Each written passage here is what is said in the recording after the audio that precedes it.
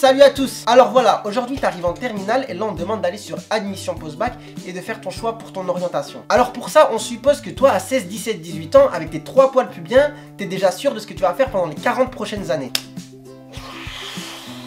La plupart des jeunes à cet âge-là ne savent même pas ce qu'ils vont faire du week-end, alors leur demander ce qu'ils vont faire jusqu'à l'âge de la retraite, je trouve ça ouf. Surtout que, et là c'est mon avis personnel, je pense qu'au lycée on donne pas assez la chance aux lycéens de découvrir différents métiers et de découvrir les différents cursus. Alors oui, parfois il y a des petites soirées à thème, mais encore c'est pas tout le temps, et puis c'est pas les 3 jours de stage à Decathlon en 3ème qui vont te permettre de savoir ce que tu vas faire plus tard. Alors j'ai envie de faire du coup une série de vidéos où on va exposer différents métiers, différents cursus, et peut-être que ça servira du coup à différents lycéens en recherche d'orientation et même à d'autres personnes plus âgées qui ont envie de se reconvertir. Et du coup aujourd'hui on commence avec moi et je vais vous expliquer un petit peu les études de médecine.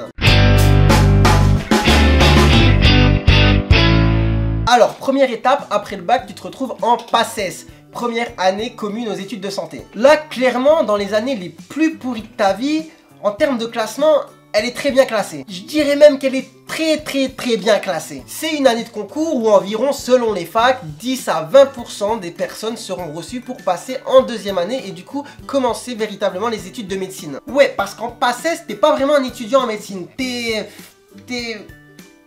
On sait pas trop t'es quoi, mais voilà, t'es pas encore étudiant en médecine. C'est une année très difficile, tu vas devoir ingurgiter un maximum de connaissances. Pour la plupart des connaissances qui te seront inutiles à l'avenir, mais qui vont permettre clairement de faire la sélection entre les meilleurs. Enfin, quand je parle de meilleurs, je parle des meilleurs sur le plan de la mémoire, du travail, etc. C'est peut-être pas forcément la meilleure des manières de procéder, mais c'est comme ça que ça se passe aujourd'hui, et il faut se fier aux règles du jeu. Alors voilà, année très difficile, où tu vas vraiment bûcher. Ton objectif principal pendant cette année, ce sera même plus d'être médecin, mais ce sera de passer en 2e année. La moitié des gens arrivent à avoir cette année du premier coup, et l'autre moitié arrive à l'avoir en 2 fois. T'as la possibilité de redoubler, mais voilà, pas plus. Sauf conditions exceptionnelles, il y a certaines personnes qui arrivent à tripler. Mais bon, faut vraiment être déterminé. Alors parce que une PACES c'est déjà chaud, 2, tu commences à vraiment maigrir, alors 3... vraiment chapeau à ceux qui le font. Alors voilà, quand tu as réussi à t'échapper du purgatoire qui était la PACES, tu passes au paradis, tu passes en 2e année. Donc la 2e année et la 3e année, elles sont similaires, ce sont des années que j'appelle de récupération. Alors clairement, ce sont des années où tu vas dormir, tu vas sortir, tu vas manger, tu vas attraper des MST, peut-être tu vas tomber enceinte. Que du bonheur. Comment ça se fait que tu as le temps de faire tout ça? Bah tout simplement parce que dans chaque fac, il y a ce qu'on appelle un système de Ronéo, d'accord? C'est les étudiants de la promo qui s'organisent entre eux pour, à tour de rôle, aller en cours et prendre exactement le cours tel quel, bien, propre. Et chaque semaine, tous les cours sont réunis et ils sont redistribués. Voilà, et donc ça te permet de pas aller tout le temps en cours, profiter de ton temps libre et de bosser tes cours. Alors que demande le peuple? T'as réussi ta PACES, tu sais que si tu te fais pas écraser par une voiture ou que tu chopes pas un cancer des testicules métastatique, voilà, tu seras médecin. Et en plus de ça, t'as le temps pour toi, pour bosser tes cours, pour profiter de la vie. Franchement, qu'est-ce que tu veux de plus? Voilà, après ces 2 ans un petit peu zen, relax, tu passes à ce qu'on appelle la période de l'externat. L'externat, t'es un peu ce qu'on appelle un étudiant en alternance. La moitié du temps, t'es dans tes bouquins à les apprendre, et l'autre moitié du temps, t'es à l'hôpital. Alors les cours là, c'est plus des cours de chochotte, hein. T'apprends clairement dans des gros bouquins, comme celui-ci, par exemple le livre de cardiologie, et t'en as environ une 30aine à assimiler pendant les 3 ans. Alors tu vois par exemple ça, petit échantillon, c'est environ 3-4 mois de travail. Alors là, tu comprends pourquoi en PACES, ils sont vraiment exigeants en termes de sélection sur les personnes qui ont des capacités de mémorisation un peu hors normes. Donc voilà, une moitié du temps, t'es dans ces bouquins, et l'autre moitié du temps, t'es à l'hôpital. À l'hôpital, il y a du plus et il y a du moins en tant qu'externe. On va commencer par le moins. Alors t'es un petit peu l'esclave de l'hôpital public. T'es un peu comme l'enfant ingrat qu'on voulait pas avoir, mais maintenant qu'il est là, on va en profiter pour qu'il aille nous couper du bois. Bah c'est un peu ça, t'es à l'hôpital, tu fais beaucoup de paperasse, des fax, des photocopies, toute la merde que les autres veulent pas faire, c'est toi qui... Tu fais beaucoup d'heures et en contrepartie, t'es même pas payé convenablement. T'as même pas le statut d'étudiant stagiaire qu'on a dans d'autres filières. Donc tu gagnes entre 100 et 200 € par mois. Alors oui, c'est risible, hein. Je suis parti demander mes APL il y a 2 jours.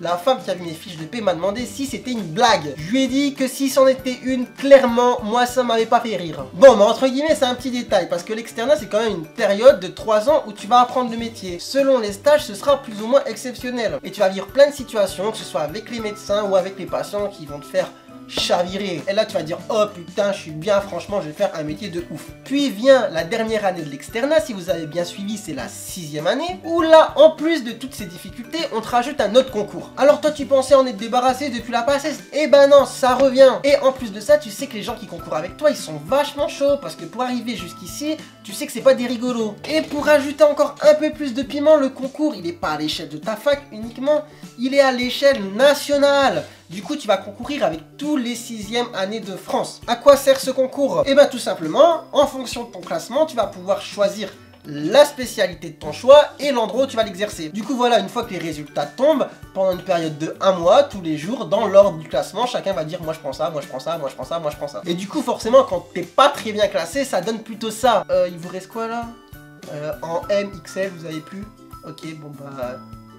donnez-moi du S alors. Donc voilà, ce concours qu'on appelle l'ECN, c'est un peu l'épreuve des poteaux dans Koh-Lanta. Mais bon, on peut quand même dire que d'une certaine manière, il n'y a pas de perdant, vu que tous ceux qui concourent finiront quand même médecins. Donc oui, forcément, il y a des spécialités, des endroits qui font plus rêver que d'autres, mais au final, tu te retrouves quand même avec une super profession. Et du coup, une fois que tu as choisi, commence la période de l'internat. Et du coup, l'internat, c'est une période qui dure 3 à 6 ans, selon la spécialité que tu as choisie. Donc, la spécialité la plus courte de 3 ans, c'est la médecine générale, et les plus longues de 6 ans, ce sont les spécialités chirurgicales. Et en fait, pendant l'internat, tu vas enchaîner des stages de 6 mois dans différents hôpitaux de la région. Et là, tu travailleras complètement à temps plein à l'hôpital, même plus qu'à temps plein, à temps... plein. Mais bon, en contrepartie, t'auras un vrai salaire. Enfin, quand je dis un vrai salaire, je parle d'un salaire qui te permet d'avoir du pain et de l'eau tous les jours du mois. Après, c'est sûr qu'en comparaison de la quantité de travail que tu fournis, c'est pas grand chose. Un interne commence avec environ 1400-1500 € par mois, d'accord? Et à ça, tu ajoutes le prix des gardes. Il y a des mecs, c'est des chauves-souris, ils arrivent à travailler 15 nuits dans le mois en plus de toutes les journées qu'ils font. Et t'en as d'autres qui travaillent un petit peu moins, qui gagnent forcément moins, mais qui se disent au moins je garde mes cheveux. Et du coup, il faut savoir que dans toutes les spécialités qui te sont proposées après la 6e année, il y en a pour tous les goûts. Alors tu as d'une part les spécialités médicales comme la médecine générale, la gastrologie, la cardiologie, la pneumologie, etc. D'un autre côté, tu as les spécialités dites chirurgicales. Je vais pas toutes les détails, mais vous doutez, chirurgie viscérale, chirurgie thoracique, neurochirurgie, chirurgie traumatologique. Après, tu as des spécialités où tu vois pas beaucoup les patients parce que pendant 6 ans, peut-être qu'il t'est arrivé de te faire tabasser par des patients pendant tes gardes et tu t'es dit, moi, plus jamais je les touche. Alors, tu as par exemple la radiologie, tu as les spécialités de laboratoire comme anatomopathologie, biologiste médical, la santé publique. Et une fois que tu as fini ton internat, que tu as passé ta thèse, tu es enfin docteur. Et là, tu décides ce que tu veux faire dans la vie. Soit tu travailles à ton compte, soit tu travailles pour l'hôpital, soit tu fais un mix des deux. C'est toi qui vois, c'est toi et tes envies. Mais dans tous les cas, tu auras forcément une bonne situation, un super métier, mais tu auras bûché pour en arriver là. On n'a rien sans rien. Donc voilà, c'était un résumé succinct des études de médecine. Et je détaillerai plus tard dans d'autres vidéos chaque partie, parce que sur chaque partie, il y a un max de choses à dire et des choses plutôt marrantes aussi. Alors voilà, si cette vidéo t'a permis d'en savoir un petit peu plus, n'hésite pas à la liker et à t'abonner à ma chaîne. Et pour la suite, je vais essayer de faire d'autres vidéos de genre sur n'importe quel cursus, hein, pas forcément des hautes études. Si t'as envie d'en parler, tu peux me contacter sur ma page Facebook ou sur mon mail que je laisse ici. Et si t'as aimé la vidéo, n'hésite pas à la liker et à t'abonner à ma chaîne. Et puis moi je te dis à bientôt.